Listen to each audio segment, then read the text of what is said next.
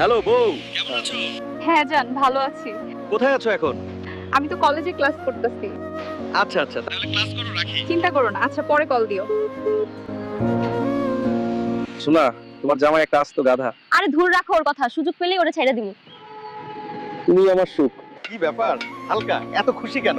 বউ ফোন দিছিল স্যার, তাই একটু খুশি লাগতেছে। যাক, এভাবেই হাসি খুশি থাকো সব সময়। বৌমা, তুমি আজকেও সেই ছেলের সঙ্গে ঘুরে আসলা? হ্যাঁ ঘুরছি, বেশ করছি, আরো ঘুরবো।